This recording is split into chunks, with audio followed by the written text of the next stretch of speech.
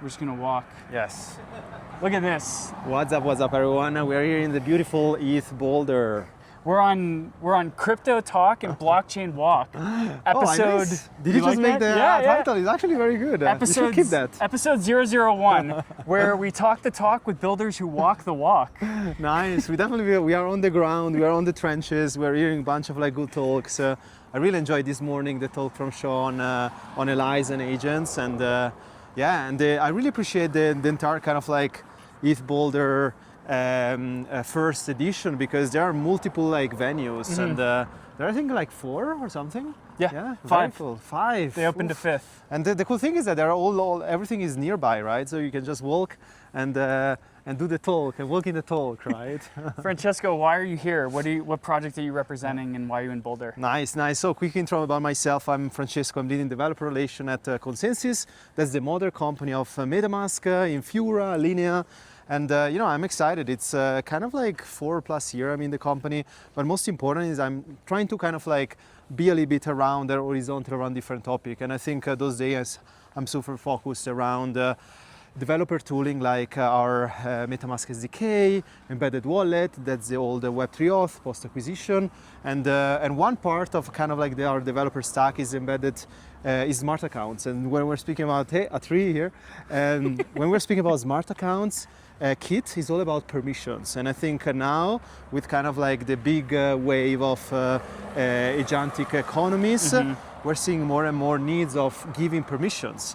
And we were talking last week with a walkie. You saw probably the tweet about social engineering the agents to giving the private keys, and that's why we need permissions. We need actually giving permission to do specific tasks to agents and controlling the output. And I think it's quite crazy what is happening those days with OpenClaw and the kind of renaissance of the entire space around agentic economies. Did you were expecting something like that? In less than a month, we're seeing an OpenClaw big crypto Twitter wave. No, in fact, I listened to a podcast with Austin Griffith, and he said that his agent decided that using MetaMask was too difficult. Yes. So it tried to withdraw the private key from MetaMask and start operating on its own. And Austin had to stop the agent from doing that. Oh yes, I remember that. So what are the kind of... Yeah, I mean, right now what's happening, I mean, obviously Austin agent, he mentioned he gave a totally extra machine instance and also controlling directly the extension. But for example, what we're working on, and I think now it's public, there is different kind of MetaMask skills that the agent can use and interact directly without passing through the extension.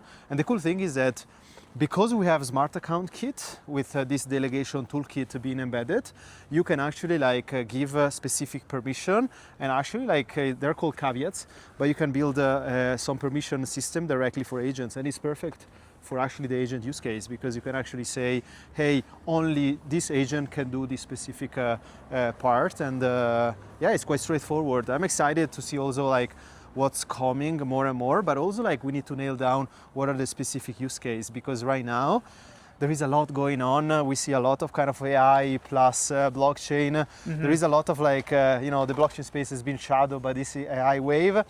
But at the end of the day, when I was checking out some specific X402 payments volumes, we were seeing random, I think 70% of those X402 payments are basically agents farming themselves. So it's actually, we also need to understand what is happening really, and what use cases are really out there, and what is this intersection between AI and blockchain. Because I think no matter what, I think we were debating this a little bit before, but no matter what is happening, I think there are some specific use cases that actually without a blockchain ecosystem, AI will be fully out of control, like reputation system, like social credential. Yeah, last night. Exactly. So when I got into crypto, we were always talking about onboarding the first billion users, and this was 2017. Yes. And now in 2026, how much of the first billion users are going to be AI agents? That's so funny that you're saying that, because I did 2 weeks ago a quick hot take on crypto Twitter that went quite viral. It was about like dashboard will not anymore be consumed by humans, and the next kind of like billion users, at least like 50 to 80% will be actually agents, because we will build a agentic economy, means the humans will actually task agents to do things, because obviously consumer will always choose the most frictionless path, right? Right. And I think like having agents, or whatever you want to call it, people, basically like agents delivering value for consumer, it make totally sense, right? It's just one natural way to do. But also like we're speaking about those top consumers that want to actually like kind of like leverage technology. But I think like we still have a bunch of people that are still want to go through SSO and social logins, making kind of like abstracting the way of things. So I think the entire kind of like 437 abstraction is still happening and is still there.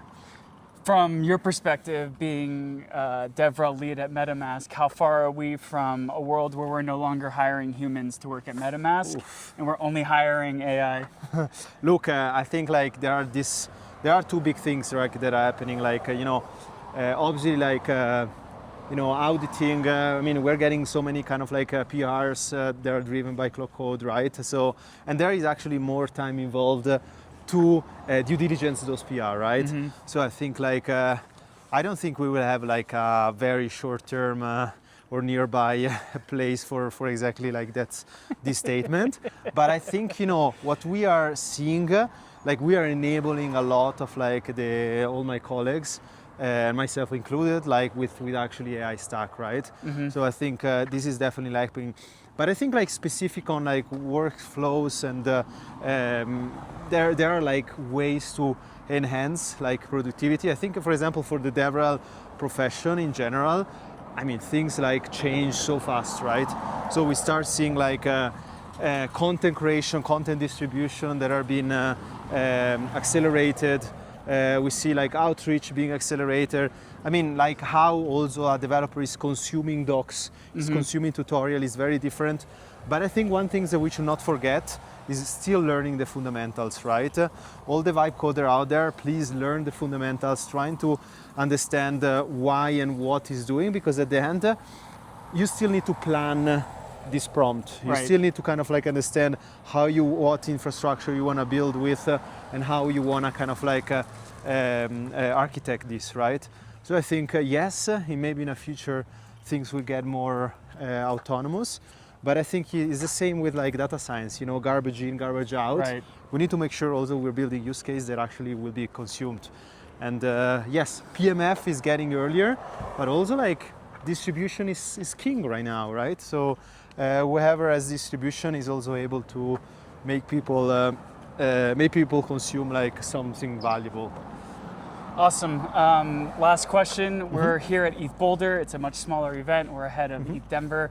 What's kind of your biggest takeaway from ETH Boulder? What are you enjoying most about this event? I think like, so first is one of the first conference that I don't have a lot of stress, a lot of pressure. I think like, programming is not just talks or panel, but it's also like workshops. Like this morning we did a small session of like Tai Chi, just like before the workshop. Was really cool.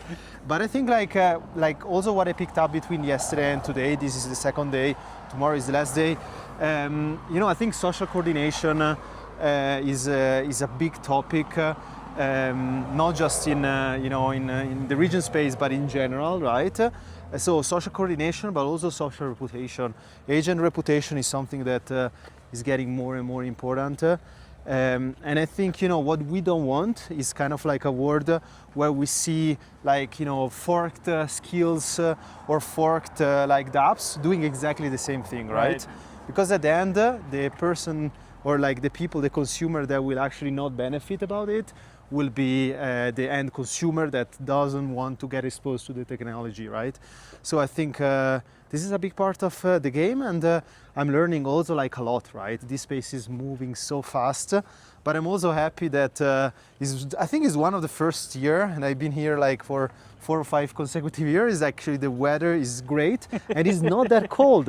Right. It's strange to say it, like for an ETH Denver.